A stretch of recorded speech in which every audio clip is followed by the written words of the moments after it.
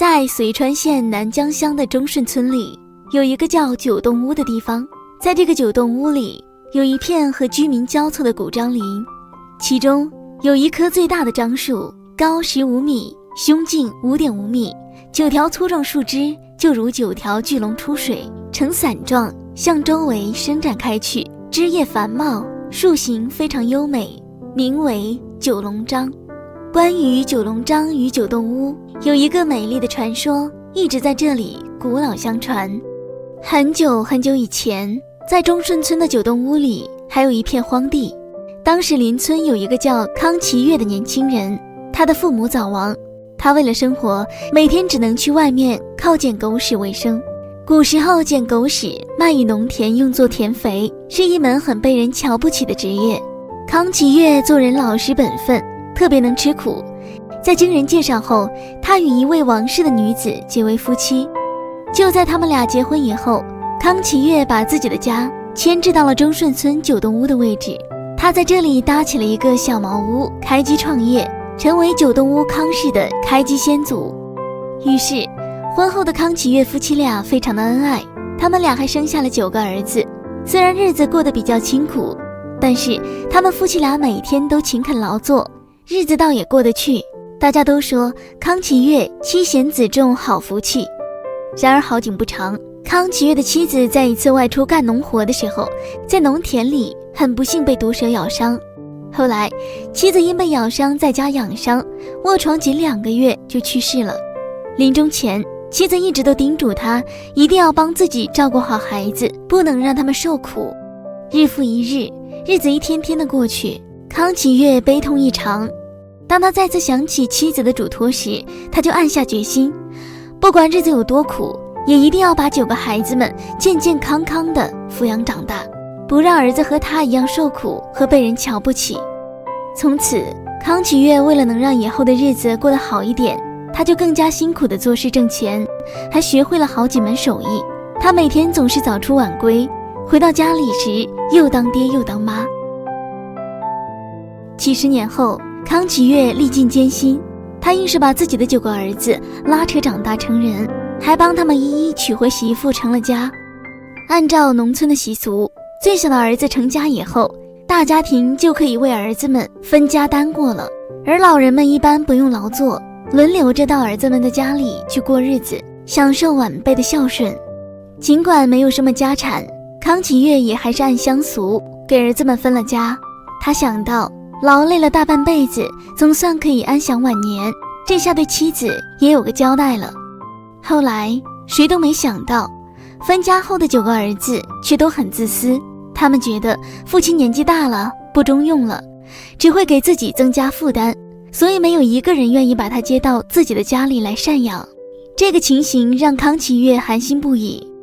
他想起自己少年失去双亲，中年丧偶，劳苦一生，好不容易把孩子抚养长大成人，成家后却又都对他不孝顺，各种不幸的事情都发生在了他的身上，一时百感交集，欲哭无泪。然而坚强的康其月没有被困倒，他决定自己谋出路，不依靠自己的9个儿子，也不给他们增加负担。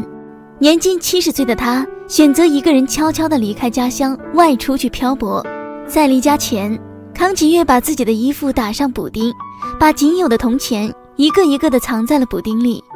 在外漂泊期间，他经常给别人打短工，靠着年轻时学会的一些手艺和肯吃苦的劲头，还有聪明的头脑，渐渐的，康其月不仅没有过得凄惨，反而挣下了不少钱。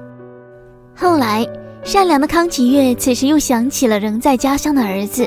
他心里想着，尽管儿子对自己不孝，但始终是他和妻子一生放不下的牵挂，还是得倾尽所能帮助他们。于是他辞去了现有的工作，带着这些年在外面赚回来的钱，又回到了中顺村，打算最后再帮儿子们做一点事情，为9个儿子们每人盖一栋房子。在古时候，盖房子一般都是自家烧窑做砖，没有经验的他烧好砖后老是被别人偷，为了防止砖块继续被别人偷，他便在每块砖面刻上1字做记号。后来在康其月的不辞辛苦下，历经数年，他建的9栋房子终于盖起来了，成为了当时方圆100里规模最大的家庭建筑群。而就在他的9个儿子都搬进了新房不久，年迈的康启岳因为操劳过度，把身体也累垮了，一场大病而离开了人世。当9个儿子在帮父亲整理遗物时，他们发现父亲的衣柜里有一件破旧的衣服，虽然衣服上面打满了很多补丁，却叠放得非常整齐洁净，上面还放着一封康启岳的遗书。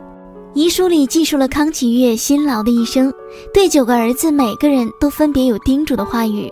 字里行间满满都是一个慈父对孩子不舍的爱和牵挂。于是9个儿子们又展开父亲的衣服，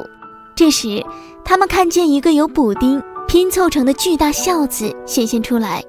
而且每个补丁里面都是鼓鼓的藏着钱币。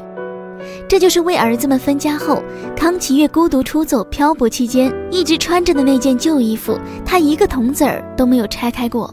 老父亲一直告诉他们，不管何时都不能忘本，只有勤俭吃苦才能财富不断，只有时刻心存孝心才会拥有财富和幸福。就在这时，9个儿子偶读明白了父亲对他们的爱竟然如此的深刻。当他们想起父亲的苦难人生，还有为自己始终无怨无悔的付出时，9个儿子无比愧疚，他们久久地跪在父亲的遗体前哭泣，忏悔自己的自私和不孝。康启岳去世后，终于醒悟过来的9个儿子纷纷改过自新，他们按照当地的风水乡俗，在9栋房子的后山种了很多樟树，作为后龙树的同时，他们又在房子的旁边种上了9棵樟树，以示永远铭记慈父教诲。此后的康氏9子终生与人为善，奋发勤恳，团结互助，家族越来越兴旺。忠顺康氏逐渐发展成为大家族，繁衍总人口达2万余人。至今仅仍生活在忠顺村的9栋屋康氏后人就有2000余人，而入口处的500余年九龙古章则和康氏族人一起见证了9栋屋数百年的悲欢离合。本期故事是根据真实故事改编，原创作者谢冰生、方苑新。谢谢观看。